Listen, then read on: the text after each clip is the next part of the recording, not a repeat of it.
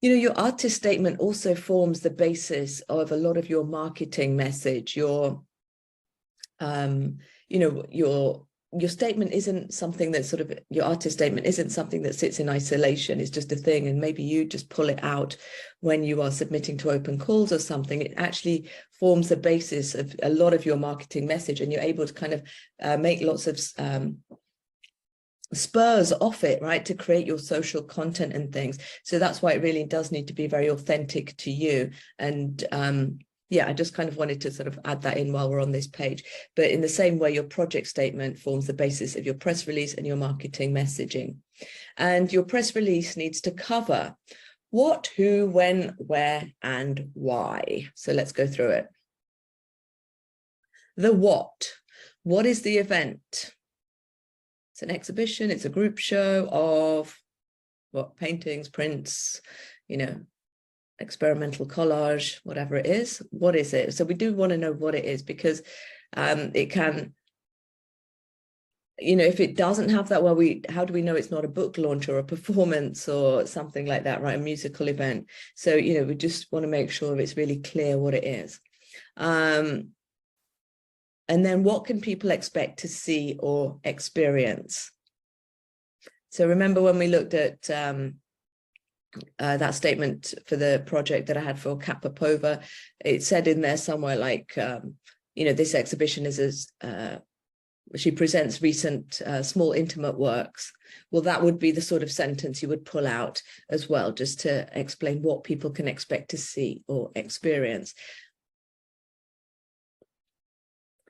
And who is taking part? So if it's a solo show, then obviously it's you, and then kind of elaborating on that a bit around whether you're local or whether you're very seasoned, or whether it is your first show, or maybe it's your first solo show. All those kind of things can kind of flesh out the points you want to make about who. And who is hosting the event, who is leading the event.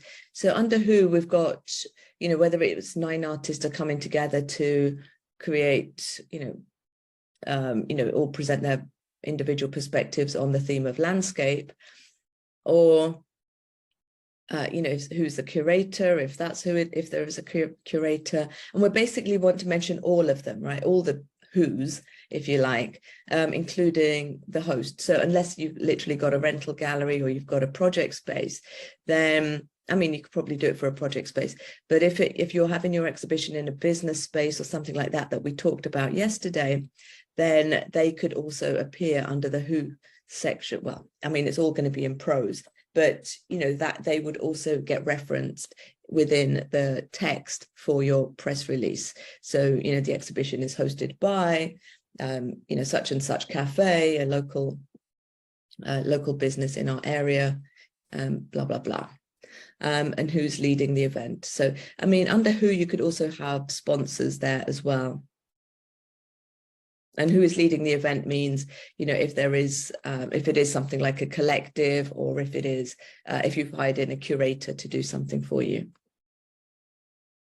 And then when, the exhibition dates, opening and closing, and also the opening hours, and then any related activities. So dates and times of any related activities. This might be an artist talk, a panel talk, a demonstration, whatever it is. If you're going to have any sort of additional activities as well, you want to make sure that those are referenced. Now, yeah, one of the common mistakes I see that a lot of artists make is focusing on the opening night. And they don't actually share the end date. And I've literally seen this myself in the last couple of weeks, where somebody sent me a graphic for their exhibition, and it said, you know, the opening date and the exhibition and whatever. But it didn't tell me when it closed. Now, I couldn't make it to the opening, and I went back into my DMs and looked at the graphic, and it didn't tell me when it closed. So I didn't know if it was a 1-day thing, a 2-day thing, or if I still had the rest of the month to go and visit. So, you know, just make sure that you, when you're talking about your dates, that you're not all your attention is on that opening night, or even if you're whatever your private view or opening reception or something, because sometimes the private views and opening receptions are not actually on opening the day the doors open, right? They might be a few days later. But making sure all your attention is not on that. And if you're making graphics and flyers and things like that, then that they have the full duration of the exhibition run. Okay, where? So the location, the address in particular, obviously. And are there any interesting facts about this space?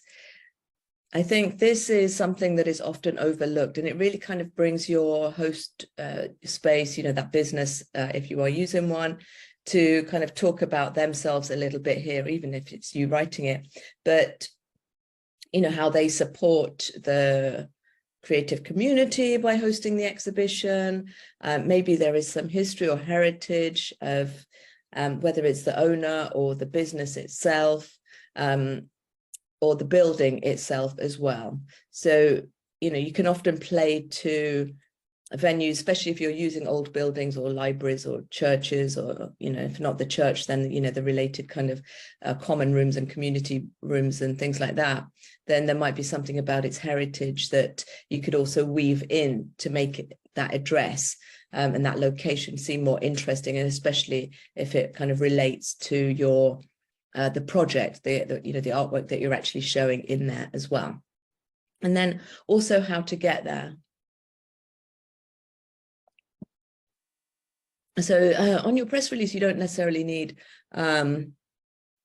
like how to get there, but it is an important bit of information that you really want to kind of figure out, like what buses or trains or tube stops or metro stops or whatever it is closest to you, things like that. That is something people often ask, or if it's behind some kind of landmark, next to the post office, or I don't know, behind the clock tower or something like that. If there is some kind of landmark, then that can also be, it might not necessarily need to go on your press release, but it is some information that I would encourage you to kind of have on hand so that you can put that out. Maybe it might be more suitable for the emails that you're going to send to your subscribers, or use on social media. So we're referencing the location, any interesting facts about the space, and particularly if it is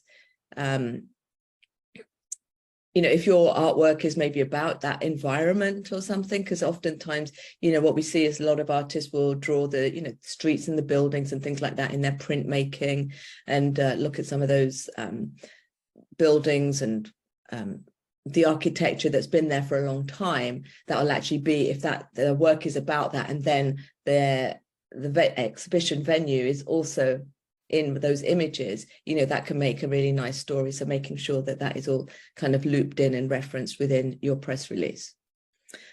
And then thinking about why. So we asked the question earlier, which is, why are you having the exhibition, going back to your why that we looked at on day one.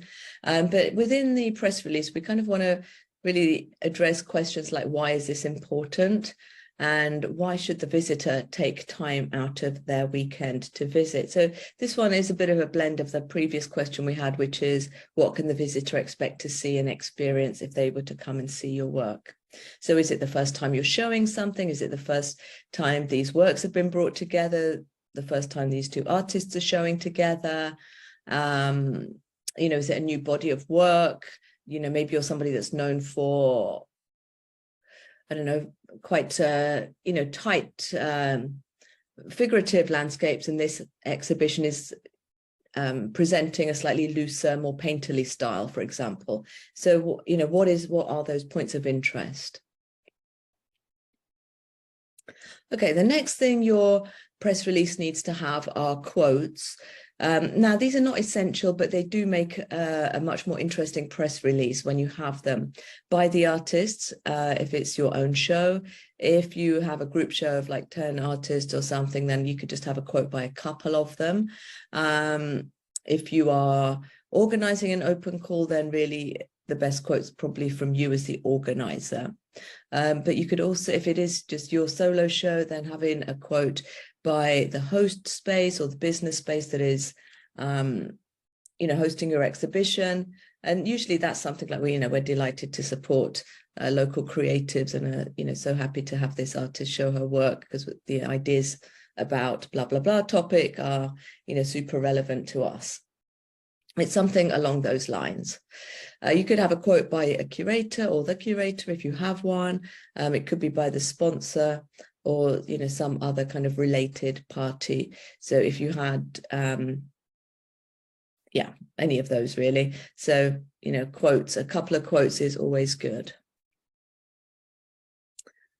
Okay, so all of the above is written in prose in a way that makes it easy to copy and paste by the reporter or the person receiving it. And this is a really important part. So, we are trying to write an article essentially that is like really easy copy and pastable by somebody else. And that's the gist of the work. And that is why you're going to, do this legwork up front.